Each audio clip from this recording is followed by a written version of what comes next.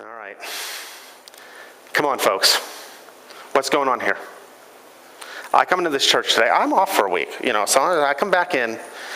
We're a week into the new year. A week. Today's the 7th, right? And you still got all these Christmas decorations up. What do you got going? Did you get lazy? Did you forget? Christmas is over, right? No. Method to our madness here, right? We keep it up for today because today is Epiphany Sunday. Did you know that?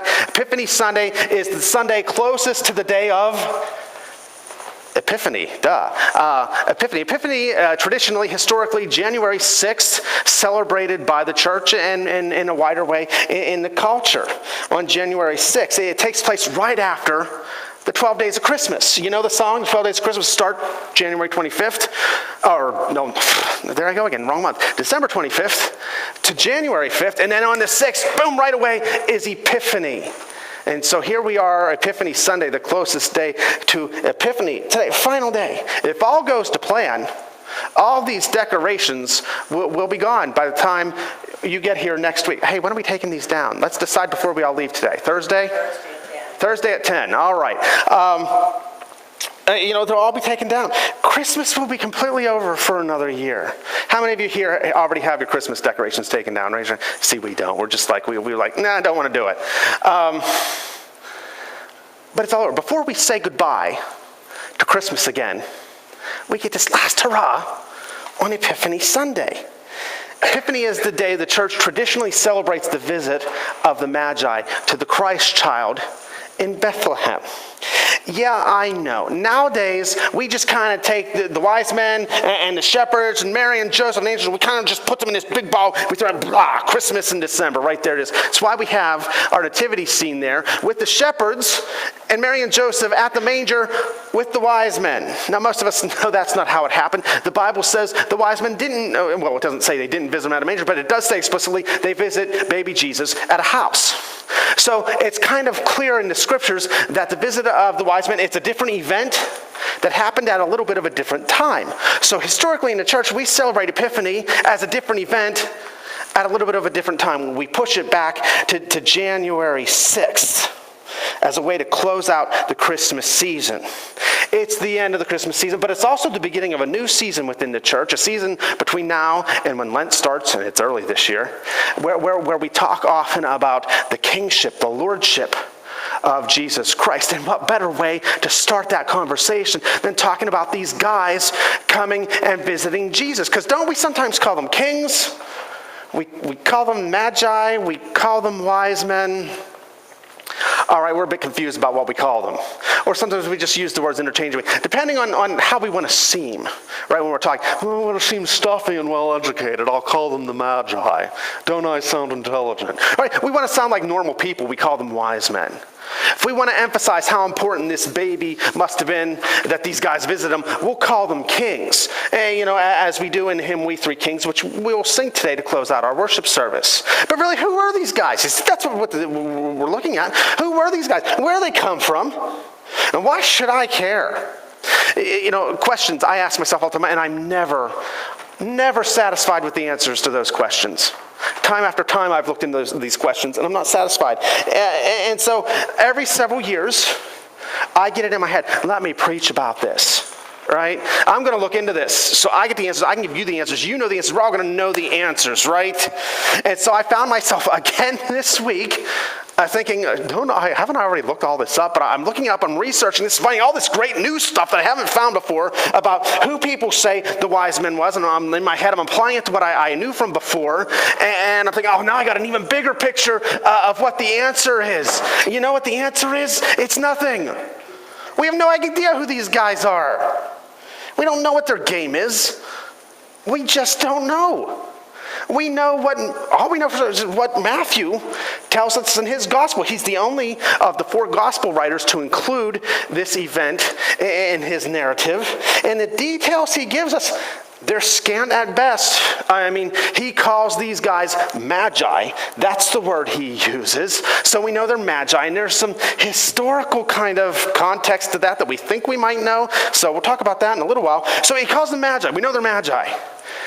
We know that they are these magi, and they come, and they're looking for something, and we know they come from the east.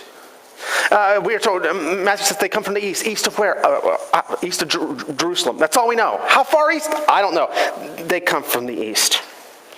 And we know that from what they say about the star, we know that in some way these were people who for some reason were looking to the skies to give them some sort of sign about something for some reason. That's what we know about them from Matthew. Plus what we know from the plot, from what actually, the action in the narrative. They come looking for the King of the Jews. It turns out to be, surprise, baby Jesus, but we knew that, didn't we?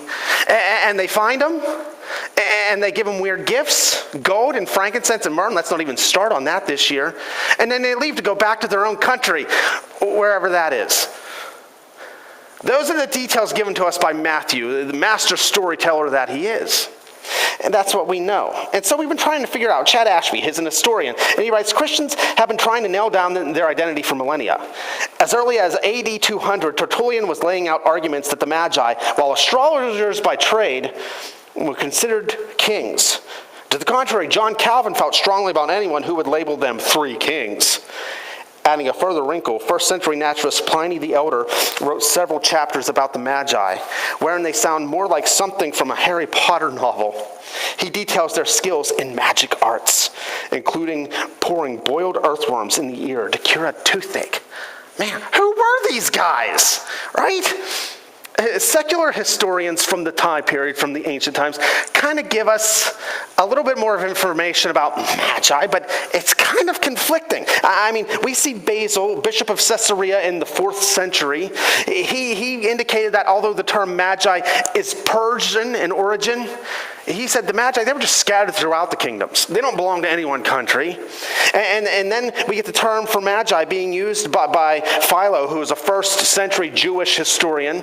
And he uses the term Magi to refer to, get this, Balaam, who we read about way back in the Old Testament in the book of Numbers, who was hired to come curse the people of Israel when they were wandering around the desert. So way back then, we see there are Magi, and we kind of get an idea of what they do and how long people of the Magi tradition have been around.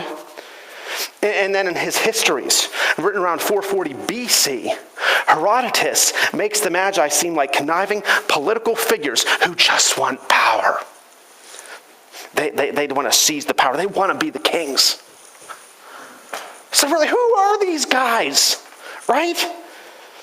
Well, if we call them Magi as Matthew does, we get a little bit of insight. We get a little bit of clue. You know, the Old Testament, the New Testament, they're written in two different languages. But even though they're written in two languages, the word for Magi in Matthew's language is actually used in the other language in the book of Daniel chapter 2. So the same word, it's a different language, the same word, chapter 2 of Daniel. It's there in the Old Testament. And when we translate it into our language, it's translated as the word magician. So in Daniel chapter 2, we read about magicians or magi. These magicians or magi, they are numbered among the enchanters, the sorcerers, and the astrologers the king calls to interpret his dream. The king has a dream. He says, I need my wise men to come interpret this dream. And the magi are among them. So it seems these magi are magicians. They're considered to be dream interpreters. It seems they are closely related to, if not the same, as astrologers, people who look to the sky to interpret the past or the future.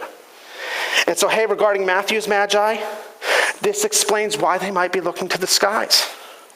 They're astrologers, and why they took note of a special star, and why they decided to follow this special star. And if Matthew's Magi were of the same tradition as the Magi spoken of in Daniel chapter 2, then it kind of explains a little bit more about what the Magi are doing, how they know coming to look for the King of the Jews. See, you recall Matthew chapter 2. Matthew records specifically they are looking for the King of the Jews. They say right in verse 2, we saw his star when it rose and have come to worship him. You see, that's what they're looking for. Somehow, they already know that this star is somehow connected to the King of the Jews. How? Well, let's look into it. Given that the Magi of this tradition are dream interpreters, and given also that we know from Matthew that God had indeed communicated to these Magi through dreams, as we're told later after they visit the Christ child, they are warned by God in a dream not to go back to Herod. Given all that, some speculated that, well, it was maybe through a dream. that God had communicated to these guys when they were still at home that star meant that they would find the King of the Jews. And the King of the Jews is somebody they should go and worship. It's all a guess, though. It's speculation, educated guesses based on what we know. And there are a lot of people out there looking into this and researching it and making theories. So much more I couldn't fit into this time. I'll tell you what I do. Later this week, if you're on Facebook, I'll post some links to some articles when I put the sermon on Facebook. If you want to read more about it, you can. But there's a lot of people out there looking into who these guys are.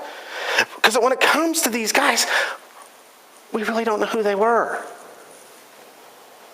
And the more we look into it, the more we're confused about who they were.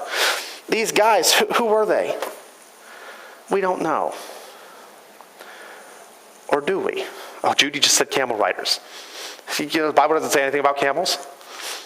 Yeah, it's just all these things we have out there. But we do know about them, don't we? We know who they are. We get caught up in some things. Where are they from? How do they know to follow a star? How do they know about this King of the Jews guy? Stuff we don't know. But we know the important things, don't we? We know who these guys were. These were people who desired to worship God with their whole hearts. Aren't they? Verse 2, they say, I read it to you a few moments ago, they've come to worship the King of the Jews. Verse 11, we read, they saw the child with his mother Mary, and they bowed down and worshiped him. They worship. That's all they came to do. That's all they do. They worship him and leave. They didn't come hoping to get in good with the new king. They didn't come to be appointed his advisors. They didn't come hoping that since they'd been there to see him, he would grant them some special favor in the future. No. They came to worship. See, one way or the other, and that's the part we don't know, God makes these men, or maybe there were women or more than them, I don't know, these people aware that, hey, you follow that star, you're going to find me. You can follow that star to come find me. Follow that star away from your safe, comfortable homes. Follow that star away from people who think like you, away from people who live like you. Follow that star over harsh terrain, dirty, dry desert, dangerous mountains. Follow that star to a place foreign to you where you will be uncomfortable. And get this, where you will incur the wrath of the king. Sounds like great, right? God says, follow the star and come worship me. And they did. They did. There are people who left it all behind in order to worship God. See, they leave behind their homes, where things were relatively easy for them, comparatively speaking. They leave behind their comfort and their safety there. They leave behind their attitude or expectation that God should be doing all this right where I am, the way I expect him to do it, the way I'm comfortable. They leave behind their opportunities to gain wealth, because, hey, they're wise men. People are going to pay them to do that. They leave behind their opportunities to just stay and be at leisure. Whatever it is, they leave it. Because their heart's first and greatest desire is to worship God. Nothing else is important.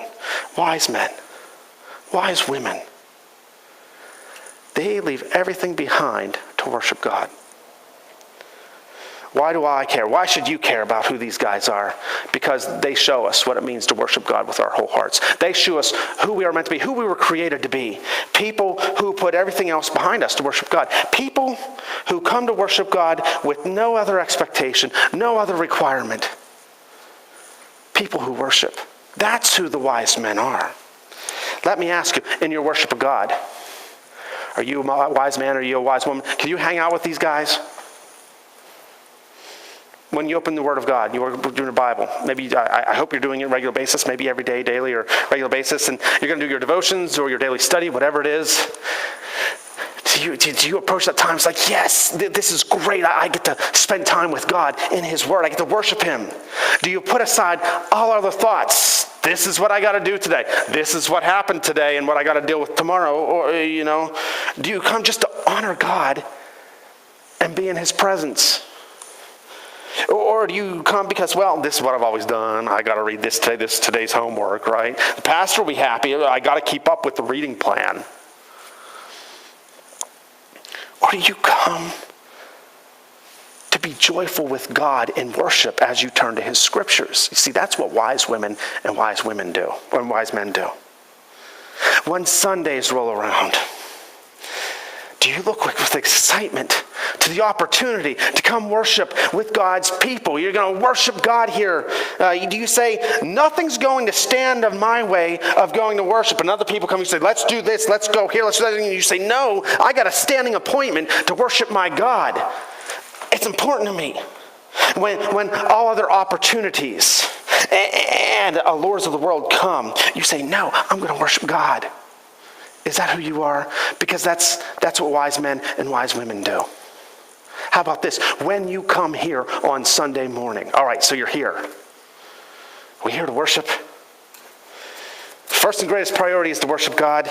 Do you come with no other expectation than to bring a sacrifice from yourself, a sacrifice of praise before our great God? Do you leave behind all of the concerns or attitudes or complaints or agendas that will get in the way of that? When we come Sunday, are we coming here to worship? Because wise men and wise women do. Wise men and wise women put everything behind them to worship. So often, so many of us in our lives, we're not wise men, we're not wise women, we're not wise people. We don't leave everything behind so we can go worship God. And so our worship, well, it's shallow. Or maybe it's abbreviated, it's not authentic. It really doesn't mean anything to us or God. We're not wise like the Magi. I want to take you for a moment to Jeremiah chapter 29. And let me set the historical picture for you. For quite a while by this point in the Old Testament, the people of Israel, the people of God, had not taken worshiping God seriously. It wasn't a priority for them, wasn't important. So they wouldn't seek to worship God with their hearts. Sure, they'd go to temple at the required times. They'd be there when they were supposed to be there. They'd do the things at the temple they were supposed to. I got to do this, so I'm going to do it. But then they'd leave the temple, having done what they were required to do, and they'd just live the way they wanted to. They'd do what they wanted to do. They'd go in other gods, false gods' temples. They'd worship there. So in order to create a desire in their hearts for God, God warned them and he said, look, this is what I'm going to do. I'm going to cause you to be conquered, and I'm going to cause you to be carried away into exile. You're going to be carried into a home that's not yours. And it's there that you'll realize how much you miss the blessings I've given you. Your hearts are going to yearn for me. And so God does it. And so they're conquered. And in several waves, different groups or waves of people are carried into exile. And so to some of these first people who were carried into exile, people who might have thought, my God has abandoned me, God says word to them through the prophet Jeremiah in chapter 29. And Jim put it up there for us. A lot of words here, right? You will seek me and find me when you seek me with all your heart. I will be found by you, declares the Lord, and will bring you back from captivity. I will gather you from all the nations and places where I have banished you, declares the Lord, and will bring you back to the place from which I carried you into exile. That's God's message to the people. God says, I will be found. God says, you're going to find me. Do you get the if? You get the when? When you are seeking, when you are coming to worship me with your whole heart. When you're like the Magi, right? When nothing gets in the way of you pursuing me. Nothing. God says, that's when you're going to find me. I'm here. You got to find me. And when God makes the promise in this, he makes a promise to his people who seek him wholeheartedly. He says, at that point, you're going to see how I'm doing great things among you. At that point, I'm going to prosper you. God pretty much says, when I am the greatest and most important aspect of worship in your life, in your time together, then that's when you are going to see my greatness manifested among you. I think sometimes some of us, we look at our lives, or maybe we look at our churches, I don't know, and we say, gee, God, where are you? Why aren't you doing anything? Why isn't this working out? You're not here, God.